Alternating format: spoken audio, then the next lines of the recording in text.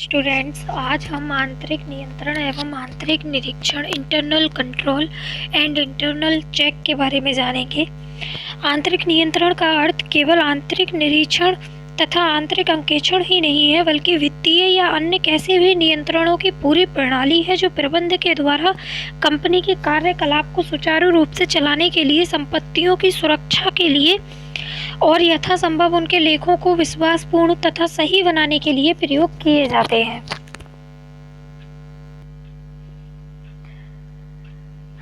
आंतरिक नियंत्रण internal control कैसा भी नियंत्रण, चाहे वह आर्थिक हो अथवा संस्था के प्रबंध से संबंधित हो या किसी अन्य प्रकार का हो, आंतरिक नियंत्रण कहलाता है। आंतरिक नियंत्रण का प्रयोग विस्तृत अर्थ में किया जाता है और इसके अंतर्गत आंतरिक अंकेक्षण, आंतरिक निरीक्षण आदि सभी प्रकार के नियंत्रण आते हैं।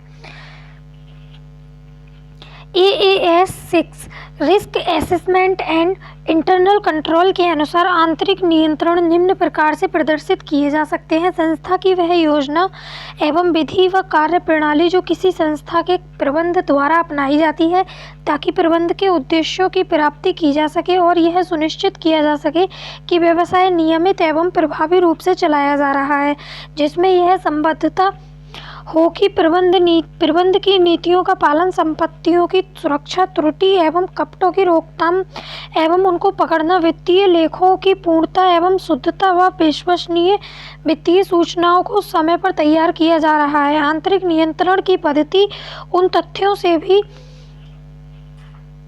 आगे है जिनका प्रत्यक्ष संबंध लेखांकन पद्धति के कार्यों से है। आंतरिक अंकेक्षण का कार्य आंतरिक नियंत्रण का एक पृथक अंग है जिसका उद्देश्य यह निर्धारण करना है कि अन्य आंतरिक नियंत्रण सुचारू रूप से बनाए गए हैं व उनका संचालन उचित प्रकार से किया जा रहा है।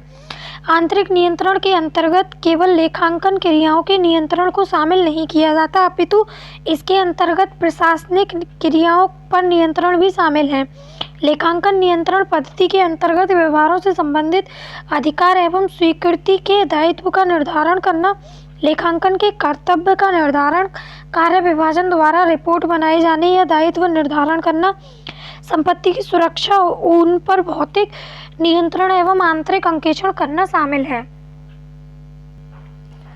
आंतरिक नियंत्रण के सत्यापन में निम्न बातें सम्मिलित हैं। हिसाब किताब संबंधी प्रक्रिया का अध्ययन, जिसके अंतर्गत वे कमजोरी देखनी होंगी जिनमें गड़बड़ की संभावना हो सकती है। विभिन्न अधिकारियों को दिए गए वित्तीय अधिकार एवं उन परिस्थितियों का अध्ययन जिनमें उनका प्रयोग हो सकता है।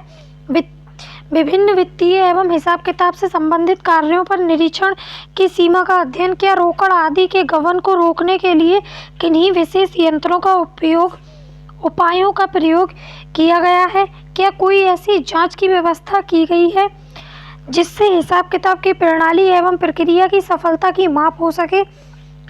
यद्यपि अंकेक्षक को किसी विशेष नियंत्रण की व्यवस्था पर बल देने की आवश्यकता नहीं, फिर भी नियंत्रणों की अच्छी व्यवस्था के होने पर उसका कार्य सरलता एवं कुशलता से पूरा हो सकता है। आंतरिक नियंत्रण पद्धति के उद्देश्य, object of internal control system. आंतरिक नियंत्रण पद्धति की स्थापना का दायित्व संस्था के प्रबंधन का होता है। इस कारण आंतरिक नियंत्रण पद्धति के उद्देश्यों का निर्धारण भी प्रबंध द्वारा विशिष्ट आवश्यकताओं को ध्यान में रखकर किया जाता है। वे आवश्यकताएं व्यवसाय की प्रकृति, क्रियाओं की मात्रा, व्यवसाय के स्वरूप पर निर्भर करती हैं। परिस्थितियां कोई भी हो, आंतरिक नियंत्रण पद्धति के मुख्य उद्देश्य निम्न हैं: प्रबंध द्वारा स्थापित एवं विधियों का पालन, व्यवसाय के प्रबंधकों द्वारा विभिन्न व्यावसायिक क्रियाओं के सफल संचालन एवं क्रियान्वयन के विभिन्न नीतियों एवं विधियों का निर्माण किया जाता है। आंतरिक नियंत्रण पद्धति का मुख्य उद्देश्य है कि वह इस बात को सुनिश्चित करें कि इन नीतियों एवं विधियों का पालन व्यावसायिक क्रियाओं में किया जा रहा है। उदाहरण के लिए व्यवसाय की वित्त व्यवस्था के संबंध में यह नीति हो सकती है कि रोकड़िया प्रत्येक दिन प्राप्त रोकड़, व्यय की गई रोकड़ की एक रिपोर्ट प्रतिदिन तैयार कर वित्त अधिकारी के समक्ष प्रस्तुत करेगा ताकि रोकड़ पर नियंत्रण किया जा सके व रोकड़ के गबन को रोका जा सके। संपत्तियों की सुरक्षा, व्यवसाय की संपत्तियों का गबन, खो जाना, खराब हो जाना या दुर्घटनाओं के द्वारा क्षति होने का भय सदैव बना रहता है। अतः यह नितांत आवश्यक है कि व्यवसाय की विभिन्न संपत्तियों की आर्थिक एवं भौतिक सुरक्षा के लिए नीतियों एवं विधियों की स्थापना की जाए। इस उद्देश्य हेतु संपत्तियों के मूल्यांकन संबंधी नीति, सामयिक भौतिक निरीक्षण व्यवस्था, लेखांकन नीति, हिरास नीति आदि की संरचना की जाए। त्रुटि एवं कपट का पता लगाना एवं रोकना आंतरिक नियंत्रण पद्धति का एक महत्वपूर्ण उद्देश्य त्रुटि एवं कपट का पता लगाना ही नहीं अपितु उनके रोकथाम के उपाय भी करना है। विभिन्न आर्थिक एवं भौतिक क्रियाओं के पूर्ण संपादन की व्यवस्था की संरचना इस प्रकार की जानी चाहिए जिससे त्रुटियों की संभावना क्षीण हो जाए एवं कपट की संभावना नहीं रहे। उदाहरण, क्रय क्रिया के संबंध में ऐसी व्यवस्था हो कि क्रय के आदेश, माल का प्राप्त होना एवं उनका निरीक्षण, भुगतान की स्वीकृति व भुगतान करने का दायित्व अलग अलग व्यक्तियों में विभाजित हो। इस प्रकार एक कार्य का द्वारा स्वतः जांच लिया जाएगा एवं त्रुटि व कपट की संभावना कम हो जाएगी। लेखों की शुद्धता एवं पूर्णता एवं आवश्यक सूचनाओं का समय पर संवहन प्रबंधकों द्वारा व्यवसाय की क्रियाओं में सफल संचालन के लिए अनेक निर्णय लेने पड़ते हैं। इन निर्णयों का आधार व्यावसायिक सूचनाएं होती हैं। अतः इन सूचनाओं के संप्रेषण से पूर्व यह सुनिश्चित किया जाना चाहिए कि जो सूचनाएं प्रदत्त की जा रही हैं वे पूर्ण एवं सत्य हैं, अन्यथा इन सूचनाओं के आधार पर लिए गए निर्णय व्यर्थ हो सकते हैं। अतः सूचनाओं को प्रदान करने के लिए आंकड़ों एवं समंकों की पूर्णता, शुद्धता एवं समय पर सूचना संप्रेषित तभी संभव है जब इस संबंध में कुशल आंतरिक नियंत्रण व्यवस्था संस्था में विद्यमान हो। आंतरिक निरीक्षण का अर्थ एवं परिभाषाएं, meaning and definition of internal check. व्यापारिक संस्थाओं में हिसाब किताब का कार्य विभिन्न कर्मचारियों की योग्यता अनुसार बांटा जाता है।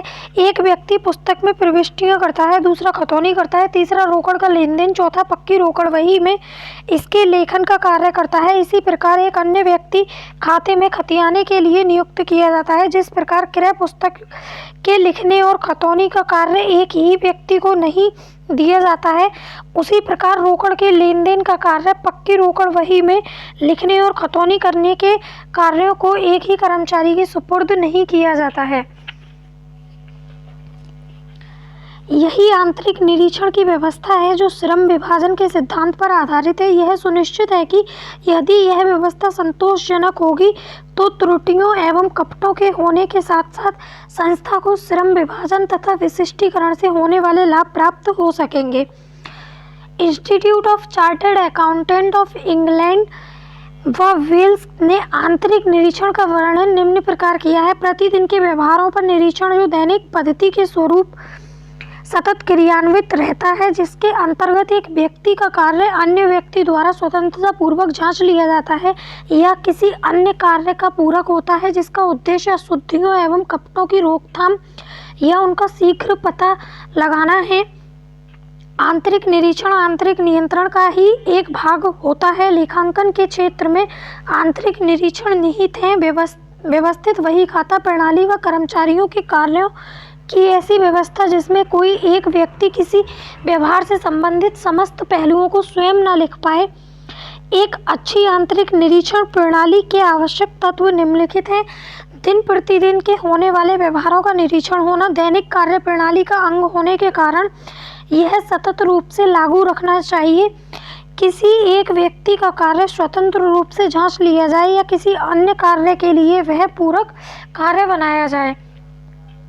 आंतरिक निरीक्षण की परिभाषाएं, स्पाइसर एवं पेगलर के अनुसार आंतरिक निरीक्षण कर्मचारियों के कर्तव्यों की एक ऐसी व्यवस्था है जिसमें एक ही व्यक्ति किसी लेन देन से संबंधित सभी कार्यों को न लिख सके, जिससे दो या दो से अधिक व्यक्ति बिना मिले हुए कपट न हो सके और साथ ही त्रुटियों की संभावना न्यूनतम हो जाए।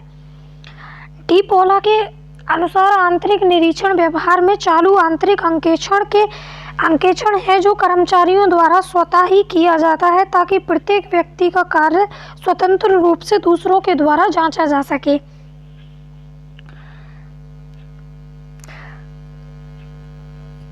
डी.आर. डावर आंतरिक निरीक्षण एक ऐसी व्यवस्था है जिसमें कर्मचारियों को कुछ निश्चित सूचनाएं कार्य के संबंध में दी जाती हैं, जिससे कि उनके कार्य का सत्यापन और नियंत्रण होता रहे और शुद्ध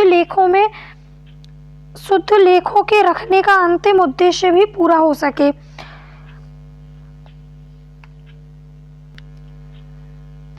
आंतरिक निरीक्षण के उद्देश्य ऑब्जेक्ट ऑफ इंटरनल चेक, अशुद्धियों एवं छलकपट पर रोक, प्रत्येक कर्मचारी द्वारा किया गया कार्य अन्य कर्मचारियों द्वारा स्वतः ही जांच लिया जाता है, अतः इस प्रभावी जांच प्रक्रिया के द्वारा कर्मचारियों की लापरवाही पर नियंत्रण एवं कार्य के प्रति ईमानदारी रहती है, जिससे अशुद्धियों एवं कपट में पर्याप्त कमी हो जाती है। कार्य का विभाजन कर्मचारियों की योग्यता, अनुभव, प्रशिक्षण एवं विशिष्टता के आधार पर कार्य का विभाजन करने से कर्मचारियों की कार्यकुशलता में वृद्धि होती है। कर्मचारियों के मध्य कार्य परिवर्तन करने से कर्मचारियों को समस्त कार्य का ज्ञान होता है, जिससे उनके ज्ञान में वृद्धि होती है। उत्तरदायित्व का निर्धारण, संपूर्ण कार्य को छोटे छोटे भागों में विभाजित कर दिए जाने से प्रत्येक कर्मचारियों के उत्तरदायित्व का निर्धारण हो जाता है। उत्तरदायित्व के निर्धारण से प्रत्येक कर्मचारी को अपने कार्य के क्षेत्र में स्पष्ट जानकारी हो जाती है, अतः वह अपने कार्य को लगनपूर्वक करता है। अशुद्धियों व कपट का शीघ्र ज्ञान, एक कर्मचारी का कार्य दूसरे कर्मचारी का स्वतंत्रता पूर्वक करने के कारण किसी भी कर्मचारी द्वारा किए गए कपट या अशुद्धियों का ज्ञान तुरंत हो जाता है।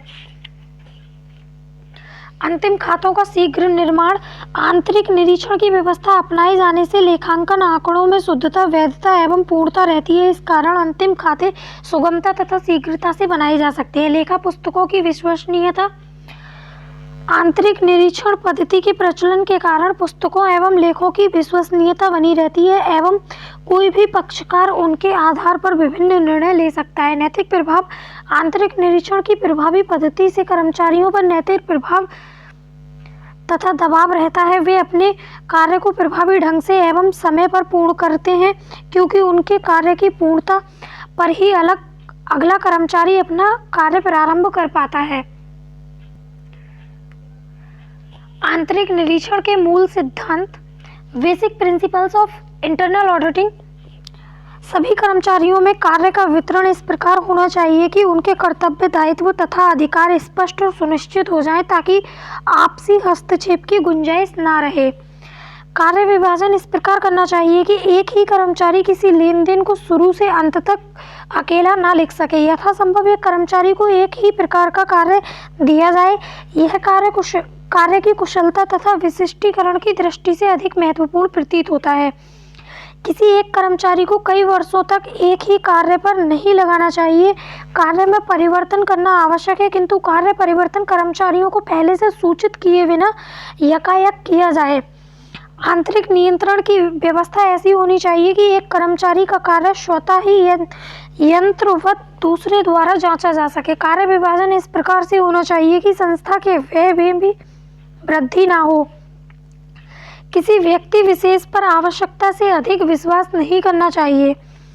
लेखा करने में श्रम बचत यंत्रों का प्रयोग होना चाहिए। पत्रों, प्रमाणकों आदि के फाइल करने की एक व्यवस्थित प्रणाली होनी चाहिए। आई होप आपको ये वीडियो पसंद आया हो। वीडियो पसंद आया तो वीडियो को लाइक एंड शेयर करें, चैनल को सब्सक्राइब करें। मिलते हैं नेक्स्ट वीडियो में, तब तक के लिए टेक केयर।